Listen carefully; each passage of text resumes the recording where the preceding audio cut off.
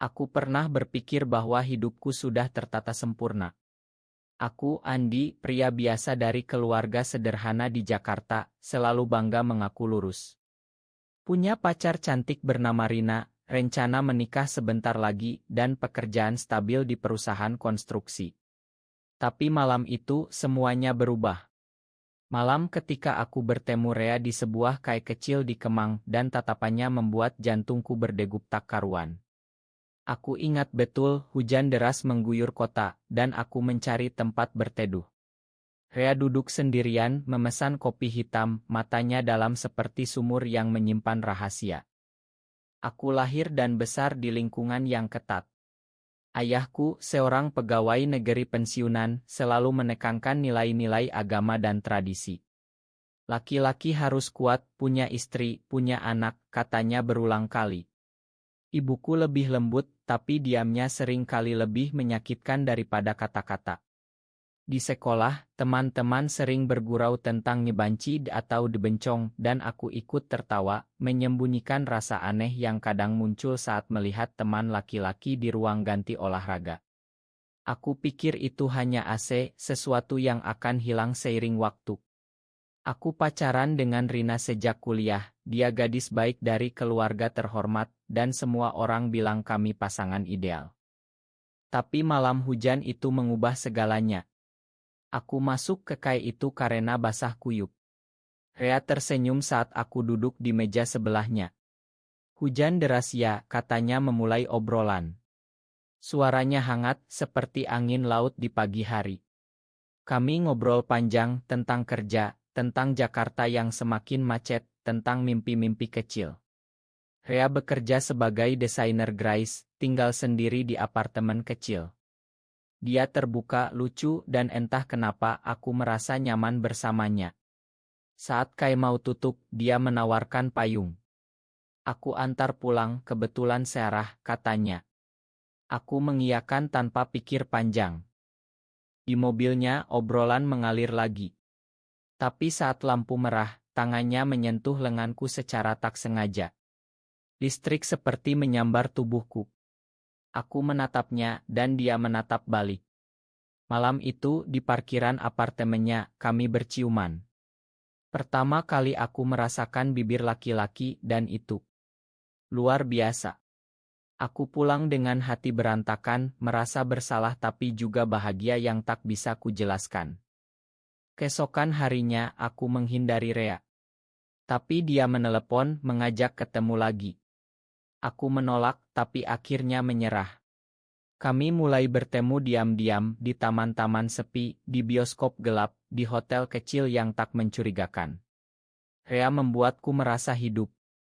Dia mendengarkan ceritaku tanpa menghakimi, memelukku saat aku lelah. Kau tidak salah, Andi, katanya suatu malam. Ini bagian dari dirimu. Tapi aku takut. Takut pada keluarga, pada masyarakat, pada Tuhan yang diajarkan ayahku. Rina mulai curiga. Kamu berubah, Andi. Jarang pulang, sering melamun. Aku bohong, bilang kerjaan sibuk. Tapi dalam hati aku tahu ini tak bisa terus. Rea ingin lebih, ingin kami bersama secara terbuka. Aku mencintaimu, katanya di sebuah pantai di Anyer, saat matahari terbenam. Aku balas mencintainya, tapi kata-kata itu terasa berat. Konflik mulai muncul saat teman kantor melihat kami bersama. Gosip menyebar pelan. Ayahku mendengar dari tetangga, memanggilku pulang. Apa benar kamu? Seperti itu, tanyanya dengan suara gemetar. Aku diam, dan diamku seperti pengakuan. Ibuku menangis, bilang aku membawa malu pada keluarga. Malam setelah konfrontasi dengan ayah, aku tak bisa tidur. Rea menelepon, suaranya penuh khawatir.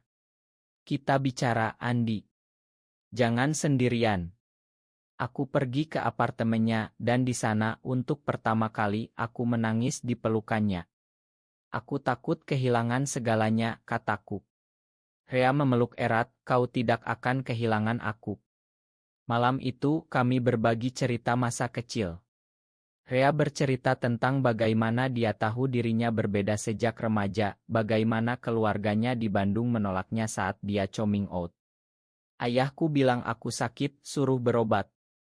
Aku pergi ke Jakarta sendirian, bangun hidup dari nol. Kisahnya membuatku semakin jatuh cinta, tapi juga semakin takut. Hubungan kami semakin dalam. Kami menghabiskan akhir pekan di Bogor, menyewa ila kecil, berjalan di kebun teh sambil bergandengan tangan saat tak ada orang. Rea mengajarkanku menerima diri, membaca buku-buku tentang identitas, bergabung dengan komunitas kecil secara online. Kita tidak sendirian, katanya. Aku mulai berani, meski masih sembunyi-sembunyi. Tapi Rina tak bodoh. Suatu hari, dia menemukan pesan di ponselku. Siapa Rea ini? Kenapa kamu bilang sayang padanya? Pertengkaran hebat terjadi. Aku mengaku semuanya, dan air matanya jatuh seperti hujan. Aku pikir kita akan menikah, Andi. Apa aku kurang? Aku merasa hancur, tapi juga lega. Rina pergi dan rumor menyebar ke keluarga besar. Ayahku marah besar. Dia datang ke apartemenku memukul meja. Kamu rusak nama keluarga. Di masyarakat kita ini dosa besar. Ibuku menelepon menangis minta aku sembuh. Aku mencoba menjelaskan bahwa ini bukan pilihan, tapi mereka tak mendengar. Rea menjadi penopangku. Kita bisa mulai baru, mungkin pindah ke Bali, jauh dari ini semua. Kami merencanakan masa depan. Rea dapat proyek besar, aku resign dari kerja lama, cari yang baru. Kami bahagia dalam dunia kecil kami. Tapi kemudian datanglah Arya, teman lama Rea dari kuliah. Arya muncul tiba-tiba, bilang ingin berteman lagi. Rea senang, dia dulu sahabatku, Andi. Dia tahu tentang aku sejak dulu. Awalnya baik-baik saja. Kami bertiga nongkrong, Arya lucu dan suporti. Tapi lama-lama aku notice tatapan Arya pada Rea. Saat aku tak ada, mereka sering chat. Suatu malam, aku pulang lebih awal dan mendengar mereka berbicara. Kau yakin dengan Andi? Dia masih bingung, Re. Aku selalu ada untukmu, seperti dulu. Hati aku sakit. Rea bilang itu tak ada apa-apa, Arya hanya teman. Tapi keraguan tumbuh. Aku mulai curiga, memeriksa ponselnya saat dia mandi. Dan aku menemukan pesan-pesan lama, dari sebelum kenal aku, tapi juga baru-baru ini yang ambigu. Keraguan itu seperti racun yang merayap pelan. Aku mencoba abaikan, tapi setiap kali Arya muncul, hati aku gelisah. Rea bilang aku paranoid. Arya hanya teman, Andi. Kau yang utama. Tapi kata-kata itu tak cukup menenangkan. Kami mulai bertengkar kecil, tentang hal-hal sepele yang dulu tak pernah jadi masalah. Puncaknya saat ulang tahun Rea. Aku rencanakan surprise di apartemen, masak makanan kesukanya, beli kue. Tapi saat aku pulang, Arya sudah ada di sana. Mereka berdua tertawa di soa, tangan Arya di bahu Rea. Andi, surprise juga nih, kata Rea canggung. Malam itu berjalan awkward, dan setelah Arya pulang, aku meledak. Apa sebenarnya antara kalian? Rea mengaku bahwa dulu, saat kuliah, mereka pernah bersama sebentar. Tapi itu masa lalu, Andi. Sekarang aku hanya cinta kamu. Aku percaya, atau setidaknya berusaha. Tapi kemudian datang pengkhianatan yang tak kuduga. Suatu hari, aku sakit demam tinggi. Rea bilang harus meeting penting, suruh istirahat. Tapi obatku habis, aku nekat keluar ke apotek. Dalam perjalanan pulang, aku melihat mobil Rea di parkiran hotel kecil. Hati aku berdegup kencang. Aku tunggu di lobi, dan tak lama, Rea keluar bersama Arya, bergandengan tangan, tertawa mesra. Dunia seperti runtuh. Aku ikuti mereka diam-diam, tapi tak sanggup konfrontasi saat itu. Pulang, aku nangis sendirian. Saat Rea pulang malam, berbau parum Arya, aku tanya langsung. Dia diam dulu, lalu mengaku. Ma, Andi. Aku bingung. Arya muncul lagi dan perasaan lama kembali. Kamu. Kamu masih ragu dengan dirimu sendiri, dengan kita. Pengkhianatan itu menusuk dalam. Aku yang sudah berani keluar dari zona nyaman, meninggalkan Rina, menghadapi keluarga, tapi dia malah kembali ke masa lalu. Kau bilang cinta aku, teriakku. Rea menangis, minta maaf, bilang itu kesalahan. Tapi aku tak bisa. Aku pergi malam itu kembali ke rumah orang tua yang masih marah. Di rumah ibuku peluk aku tanpa kata. Ayahku diam tapi tak mengusir. Aku cerita semuanya dan untuk pertama kali mereka mendengar. Kami tak paham, nak. Tapi kamu anak kami, kata ibu pelan. Aku putus hubungan dengan Rea. Blokir nomor, hapus semua. Tapi luka itu dalam. Aku jatuh ke depresi, tak makan, tak kerja. Teman kantor lama hubungi, tawari kerja baru. Aku coba bangkit, tapi malam-malam sering ingat Rea. Beberapa bulan kemudian, aku pindah ke Yogyakarta, cari udara baru. Di sana, aku bergabung dengan komunitas support lab kecil, bertemu orang-orang dengan kisah serupa. Aku belajar bahwa cinta tak selalu abadi, tapi penerimaan diri itu penting. Di Yogyakarta, hidup terasa lebih tenang. Kota seni ini ramah, meski tetap ada pandangan sinis dari sebagian orang. Aku sewa kos kecil dekat Malioboro, kerja sebagai relancer desain yang direkomendasikan teman baru. Namanya Dio, pria gay terbuka yang sudah nyaman dengan dirinya. Dia ajak aku ke pertemuan komunitas, cerita pengalamannya menghadapi penolakan keluarga tapi akhirnya diterima. Awalnya aku hanya pendengar. Kisah-kisah mereka membuatku sadar bahwa penderitaanku tak sendirian. Ada yang diusir keluarga, ada yang dipaksa nikah, ada yang bunuh diri karena tak kuat.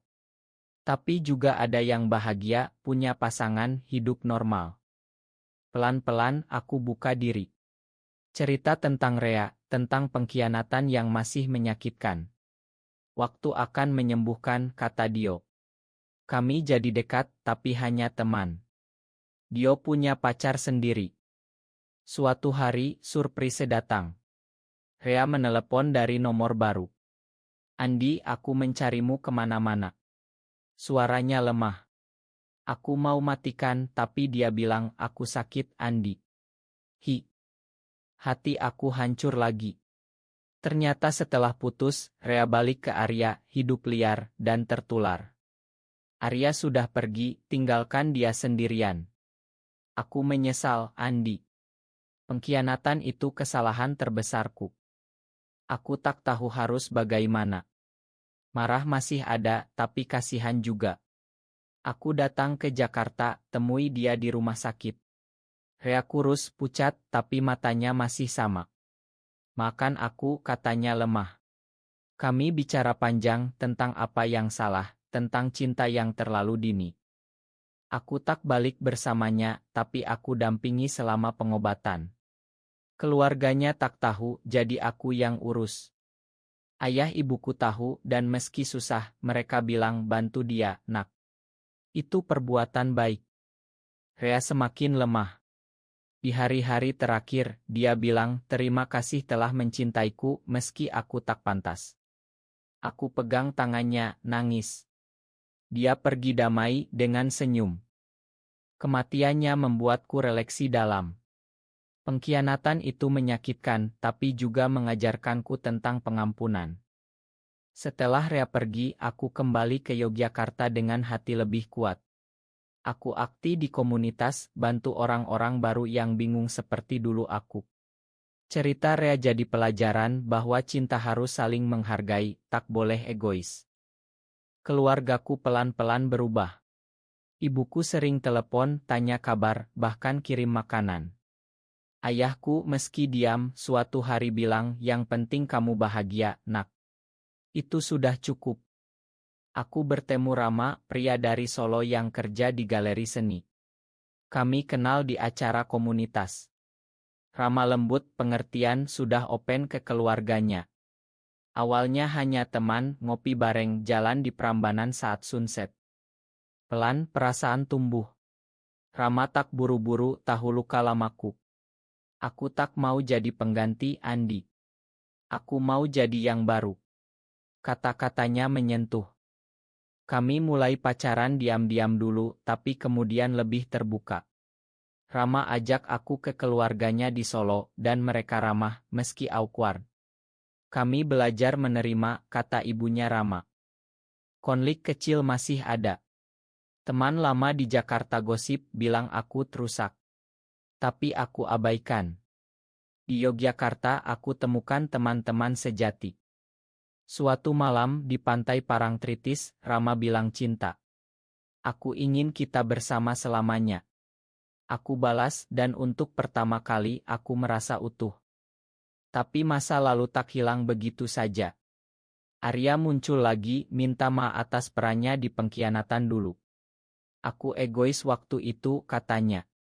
Aku makan karena dendam hanya menyakiti diri sendiri. Hidup berjalan. Aku dan Rama rencanakan hidup bersama, mungkin buka kai kecil. Keluargaku mulai datang ke Yogyakarta, makan malam bareng Rama. Tahun-tahun berlalu, dan aku belajar bahwa cinta sejati datang saat kita sudah damai dengan diri sendiri. Rama menjadi bagian tak terpisahkan dari hidupku. Kami tinggal bersama di rumah kecil dekat kampus, punya anjing kecil yang kami adopsi. Keluargaku akhirnya sepenuhnya menerima. Ayahku bahkan bilang pada Rama, jaga anakku baik-baik. Ibuku sering masak untuk kami dan adikku main ke rumah tanpa canggung. Komunitas semakin besar, kami adakan acara edukasi, bantu remaja-remaja yang bingung. Kisahku dan Rea sering aku ceritakan sebagai pelajaran bahwa pengkhianatan bisa jadi awal dari penerimaan yang lebih dalam. Masyarakat Indonesia masih banyak yang tak paham, tapi perubahan pelan terjadi. Ilmu, buku-buku, cerita-cerita seperti ini membuka mata. Aku pernah mengaku lurus, tapi malam itu mengubah segalanya. Bukan hanya orientasiku, tapi cara aku melihat hidup. Cinta tak mengenal gender, hanya hati yang saling mengisi. Sekarang saat matahari terbit di sawah-sawah Yogyakarta, aku peluk Rama, dan tahu bahwa ini akhir yang bahagia. Bukan tanpa luka, tapi penuh harapan. Kepada siapapun yang membaca ini, terimalah dirimu.